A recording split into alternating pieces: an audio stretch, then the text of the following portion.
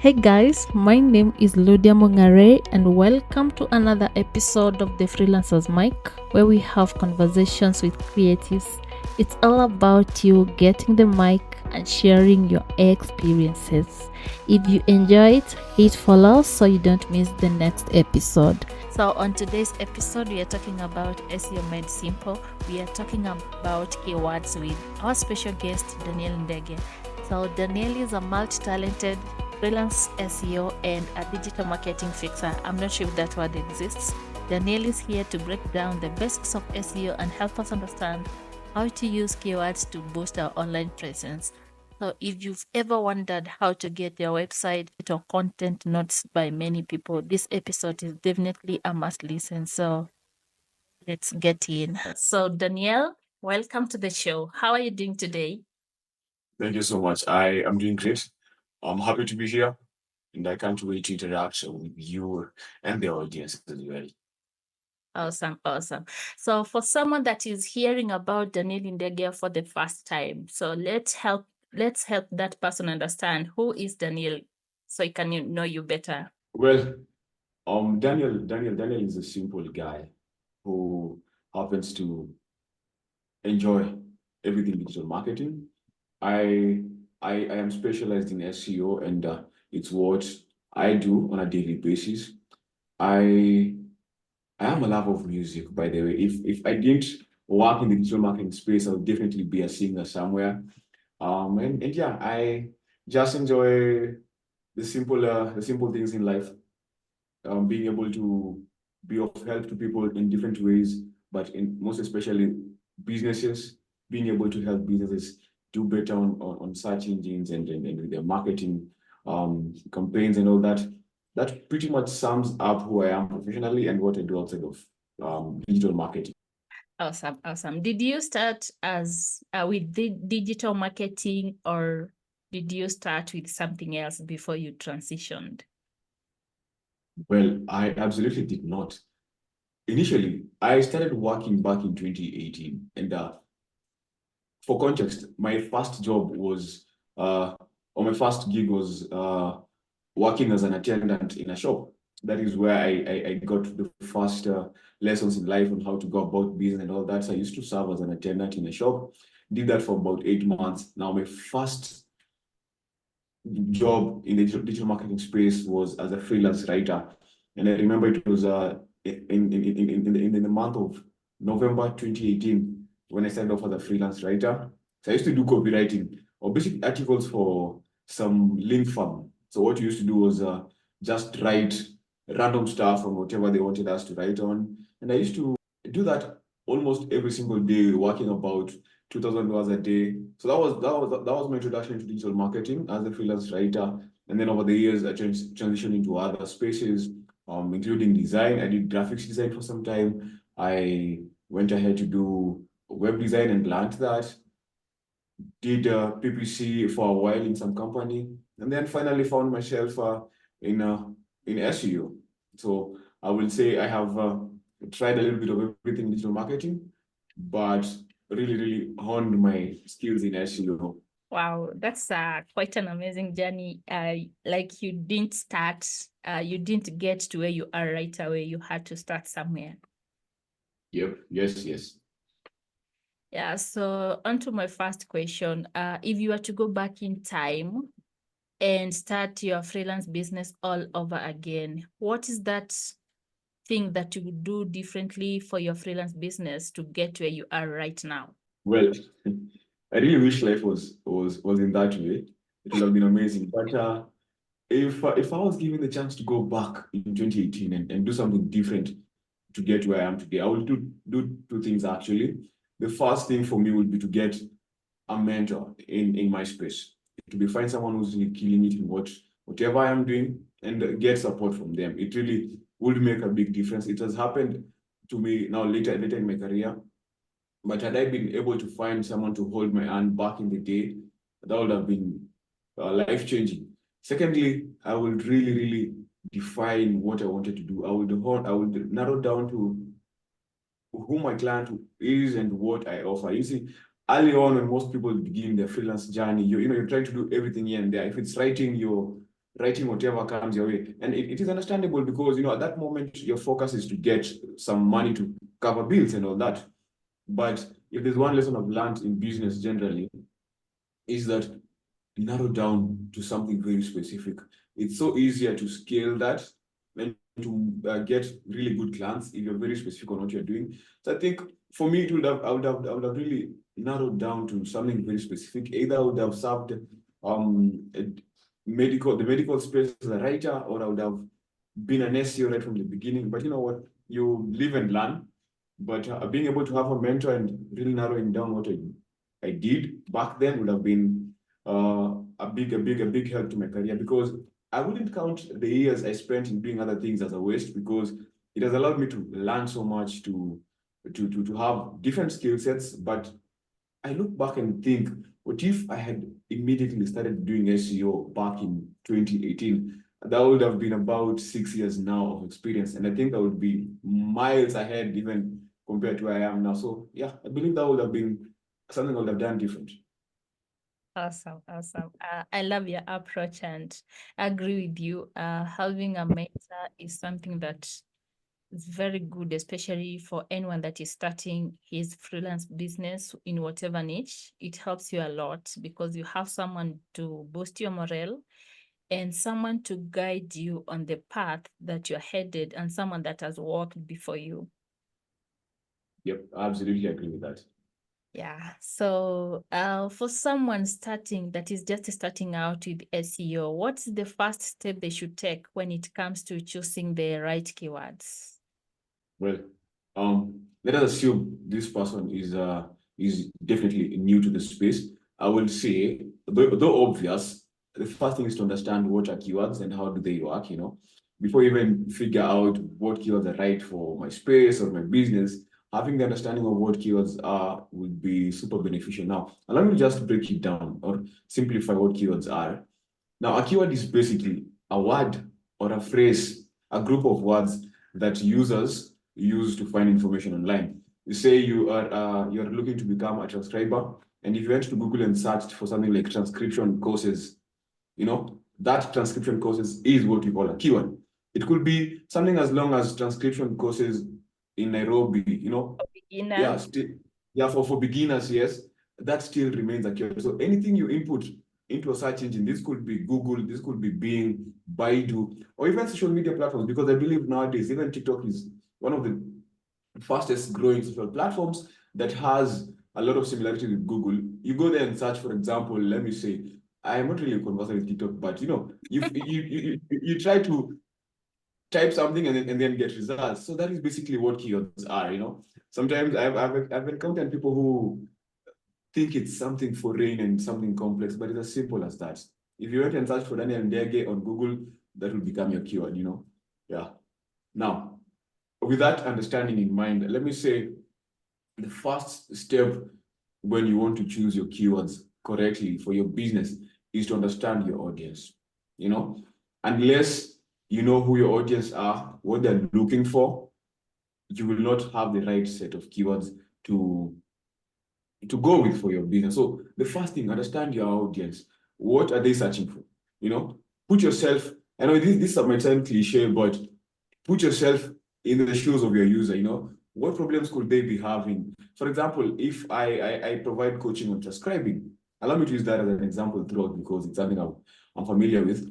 If I am a coach who provides transcription training to people, my audience probably would be looking to understand how maybe to transcribe faster, or how to transcribe or software tools that they can use to transcribe faster, or possibly how much money they can make through transcribing. So having the understanding of who my user is, and yes, and what problems they might be having, or what language they're using. Possibly I'm trying to talk to Chinese. I have no business going after English keywords. You understand? So it might not be obvious, but having all those factors in your mind really goes a long way in helping you to find the right keywords to use in your content, or whatever you're doing. Really, that depends on keywords. So the first thing, understand your audience, understand their pain points, understand what they hope to achieve. their desired outcomes, and you'll be able to find the right keyword. That's the first thing I would say someone needs to do. Now, secondly, once you have an understanding of what they are looking for, now, let us assume this is a transcriber who started with doing transcription the manual way, and the problem they have is how can they make it easier for themselves to transcribe faster and in a more accurate way. So that's the problem. In this case, the keywords you'll want to go after will be things like transcription softwares, and stuff like that. We know the problem. Now we can now move to the next step, which is finding relevant keywords, because it beats logic for me to know that my user is looking to find a way to transcribe easily, and I want to talk to them about how much they can make transcribing. It has nothing to do with what they are looking for. They're probably very comfortable with what they are making. Their problem is how can they transcribe faster and in a more accurate way. You understand? So that's the most important thing when it comes to keyword research, and most people miss that. You don't understand your user, you don't understand their goal, and you end up doing random stuff that does not bring the desired results at the end of the day. So secondly, find the right keyword research tools. There's several in the market. And number one, I always say, go with the Keyword Planner by Google. If you've done ads, use Keyword Planner. It is arguably one of the most accurate keyword research tools. Here's why. This is pulling, it's literally a Google's product, so it literally has first-hand data from Google, so it's if you've done ads and you have access to Google Keyword Planner, go use that. Of course, it's better if you've done ads because it provides you more information as compared to the free option that is available.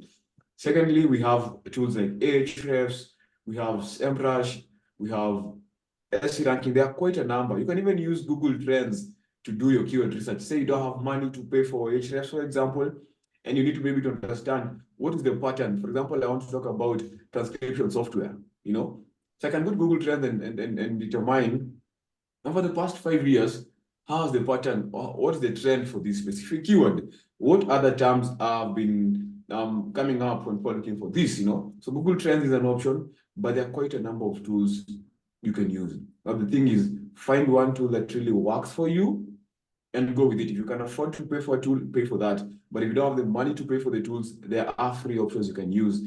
Here's the thing, when it comes to keyword research, it is less of what tool you're using and more of how you're strategically thinking, You could have the most expensive keyword research tool, but unless your strategic point of view is aligned with what you're supposed to be doing, utafanya tu bado some guesswork and it won't yield the results you want, right?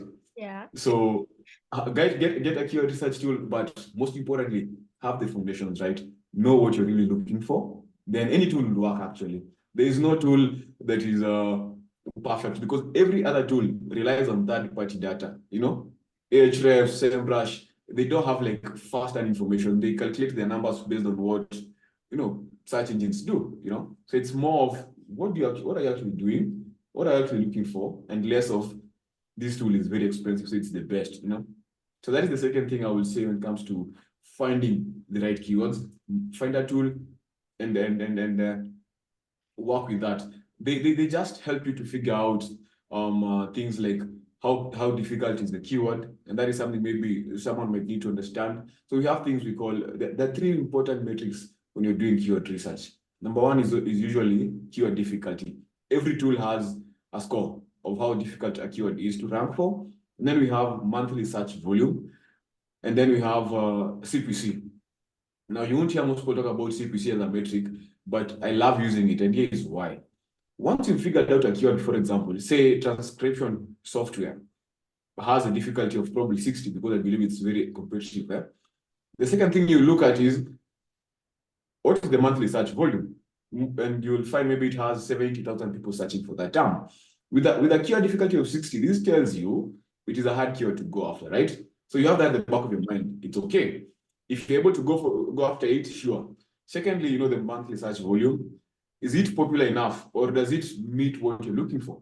Now, number 3, which is, I would say, a hack of some sort, the CPC for a given keyword will tell you how competitive the keyword is. Sometimes you might find a keyword has a difficulty of 2, and you're like, this is so easy. I'll rank for it even tomorrow, Yeah. But if you don't do an analysis carefully, especially, and things like CPC will help you. If you find the CPC say $7.7, that tells you people are paying $7 per click. That means a very competitive keyword. It is one of those keywords that if people are paying a lot of money for that keyword in Google Ads, it is so hard to rank for it, you know? So looking at the CPC, though not a direct measure of, keywords and all that, will give you an extra layer of information to base your conclusion on for specific keyword, right? So those three things are the most important things to look at. And now let me break keyword difficulty and all this for, assume a very, very new person to SEO and they're looking to just find keywords. If your website is new, you have no business going after keywords that have a high difficulty score. You will almost never rank for them unless you get to a point where you're now considered an authority, right? So if you have a new website, if you're doing your keyword research, I would say go to your keyword research tool and filter that down to, say, less than 5 keyword difficulty score. That gives you easier keywords to go after. And don't just look at the keyword difficulty number and assume it's, oh, this is 0, I can rank for it. A deeper analysis helps. And here's what you do. One, generally avoid short tail keywords. This means keywords like transcription software. You will never rank for that. It's super hard to rank for that. Go for what we call long tail keywords. This could be free transcription softwares for beginners. Chances for ranking for this keyword are way higher compared to just trying to rank for transcription software. So have those nuances in your mind, understanding how the different factors come into play when I'm trying to find the right keywords to work with, and how do I make a decision. And there's something about SEO. Anytime you're doing anything, have at the back of your mind, prioritize, right?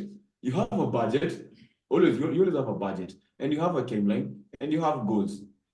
And keywords can be thousands. So the thing you want to do is prioritize some keywords based on what desired outcome are we looking for, and this keyword, how easily or how faster can it allow us to get to where we want to get to. Say you are looking to get traffic to your website, and you probably want to do that in, say, 1 year or 6 months. Yeah, you definitely, if the goal is just traffic, you want to go after very, very simple keywords that are relevant to your niche, and rank for them as fast as you can, get the traffic. And sometimes the goal can be making sales for a specific product. Now this changes the whole dynamic. If you're looking to sell a transcription headphones, for example, you just have to find keywords that are very specific to that goal that you have, whether they are difficult or something of the sort. You have to find a way to go after what the end goal is. So always start with the end goal in mind, then walk backwards. I think that makes the biggest difference when doing our keyword research. Now, the third thing I will say, we've already figured out what the audience is looking for. We've looked at the tool we want to work with. We've understood keyword difficulty, monthly search volumes, what is the CPC like, and stuff like that. The other thing is to, when you're doing your keyword research, start with what we would say a seed keyword. Now, a seed keyword is basically, let me hope I can break it down in a very layman's way. You see how you want to plant avocado, and you have that seed and go plant it somewhere, and over time it grows into a tree and brings so many avocados. Some are round, some are some weird shape, and they are all avocados, right? The same thing is what I will say happens in keyword research. If you're looking to sell transcription courses, your seed keyword could probably something like transcription courses, right? That is the primary keyword. Seed keyword or primary keyword can be used interchangeably. Now, start with that. It's basically a broad term that is related to your industry, right? Then from there, you can use the tool you have. Same way you're using Ahrefs. If you're using Ahrefs and you go and type transcription software, if you click on the analysis, there's a place that shows you related keywords. So this broad term allows you to find related keywords. So start with the seed keyword always. Don't start your keyword research with a very specific keyword, because there won't be much to go with. It might be the only other related keywords are maybe 3 or 4. So start with a very broad term, because you really want to cover much. You really want to have enough keywords for your space. So start with a broad keyword, then find secondary keywords. This could be, depending on the tool, it could be related keywords, it could be semantic keywords or whatever, but always find a primary keyword that you want to go for. If say you're a cleaning company in Nairobi, the seed keyword will be cleaning services in Nairobi. If say you do copywriting, the seed keyword will be copywriting. So always start with a broad keyword. Then you can use your tool to find more specific long tail keywords that are usually easier to rank for. And also, and this is important, long tail keywords usually have higher conversion rates. And this boils down to intent. So if you're doing something maybe you want to sell a freelance course, chances of you converting someone looking for a freelance course for beginners in Nairobi are way higher than if you ranked for a keyword that just says freelance courses. I don't know if that makes sense. So long tail keywords have higher conversion rates, and based on your seed keyword, you can find long tail keywords that are easy to rank for, and most importantly, have higher conversion rates. So as a smart business owner, as a smart freelancer, yours is to find what's the easiest way I can rank and make money while doing that. So find a seed keyword, find long tail keywords, make your money. Awesome. Next is when you're doing a keyword research, and to make it easy for you, analyze your competitors. Look at who are you competing against, what have they done, what posts are they ranking for, keywords are they ranking for, what pages are performing the most on their website. You can literally do that and come up with a whole strategy. It might be considered copycatting, but no, it's as long as I'm actually not copying the content that is written on the website, then I'm not a copycat. Exactly. So when it comes to keyword research, you can literally go and find a competitor, look at what they're doing, what is working for them. That will give you insights into what actually works for your industry. And I will say this is one of the once when you're doing your audience research and understanding what they're looking for, also start by looking at your industry. Even before you go into your tool and start finding the seed keyword and all that, find your competitors. What are they doing? This will give you insights into what is actually working and what is bringing results for them. And there's something I always do, by the way. If I want to rank for a keyword, nimesha figure out the keyword. What I'll do is I'll go to Google and I will search for that keyword. Now, manually. Of course, the tool has told me it is maybe 5 as a keyword difficulty. I'm going to go to Google and search for that keyword. I look at the top 10 and compare myself. For example, maybe number 1 is Tuko. Number 1 is Business Daily. Number 3 is Safaricom. And number 4 is, you can notice the pattern is that easy sites sorted are very big sites. Yeah. So even if the keyword tool is telling me that the difficulty score is 5 or 0, I can automatically say, hapa hivi itakuwa hard nut to crack, Yeah. So going that extra step of not just looking at this at the software you're using and saying, it's 0, okay, I will rank for this. Go that extra mile. Look at the SAP itself. What does it show you? Another thing is, if I'm trying to rank for keyword, say it's transcription software. Maybe I have a software I've built and I want to rank for that. And the keywords I've picked, nikienda pale kwa Google, I find the information I receive is maybe information on how to do this. Like the intent is totally different with what I'm trying to achieve. Whether the keyword is easy to rank for or not, it means I will have a mismatch if I go after that. And we'll talk about keyword intent later on. But so having that understanding or going that extra mile to go to Google or Bing or whatever search engine you use and analyzing the SAP manually without relying on the software is something you really want to do when you're doing a keyword research. Now, finally, consider user intent.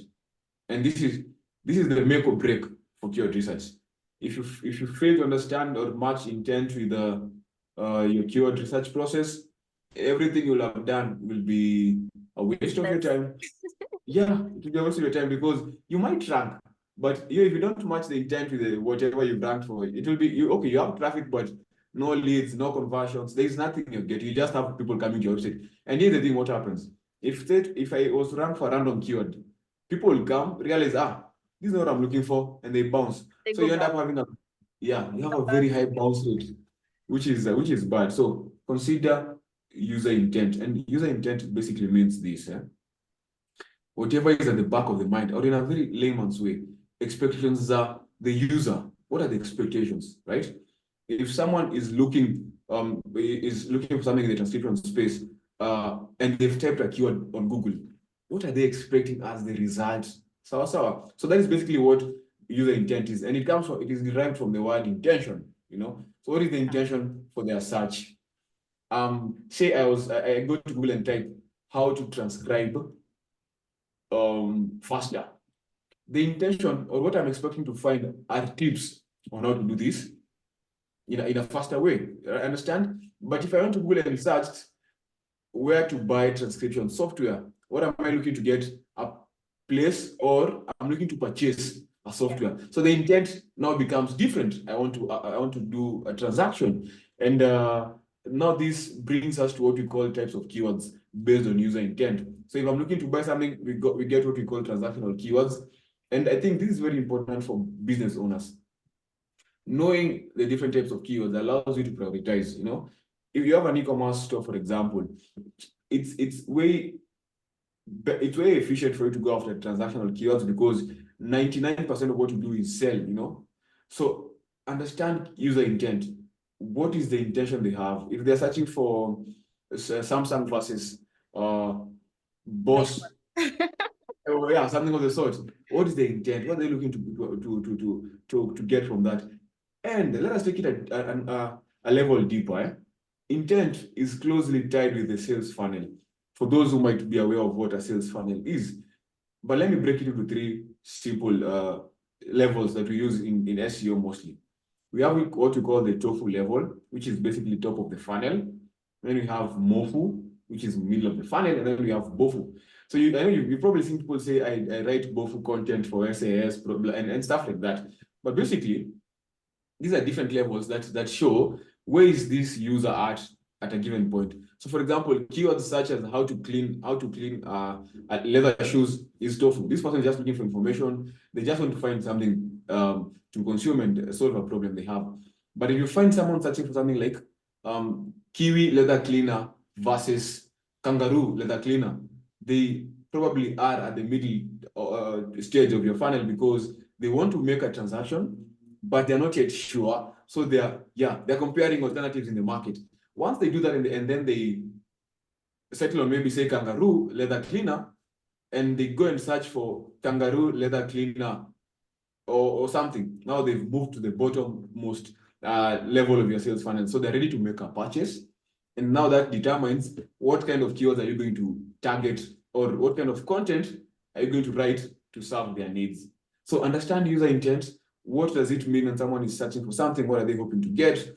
And now tie that to your content creation process so that you can be able to serve them. And you'll have literally hacked your keyword search. Now, if you follow this, I would say that the 5 basic steps. There are so many other things, by the way. We might not be able to cover everything in this, one call. But yeah, we only have 2 minutes. So there's a lot you can do when it comes to finding the right keywords. But those 5 steps are the most important, I will say. Get your understanding of your audience, find the right keyword research tool, start with a broad keyword and match that with your industry, analyze your competitors, know what is working for them, and then finally, always match or align the intent behind every user search, and you'll have hacked your keyword research. Wow. This is awesome. I love how you've broken it down. It sounds like I was the one who was supposed to be trained on this. I know I've done keyword research before when I was into blogging back in 2020, 2021 there. But when Google decided to lower my ego, I didn't go back. Yeah, that happens, man. Google can show you shege. It's Google. Yes. So in less than 30 seconds, I want you to tell the listeners anything that I didn't ask you and how they can reach out to you. Okay, now let me just say this. Number one, whenever you're doing your keyword research, have an end goal in mind. I've mentioned it, but let me just reiterate the point because it's super important. Have the end goal in mind, understand your audience. You'll have tracked your keyword research process. Avoid some mistakes like stuffing keywords. People will tell you, go include these keywords severally in your content. Avoid doing stuff like that. It's better, we usually say it's better to just focus on one keyword that will give you results you want than go after 1,000 keywords and end up wasting your time when doing your keyword. So that is basically it.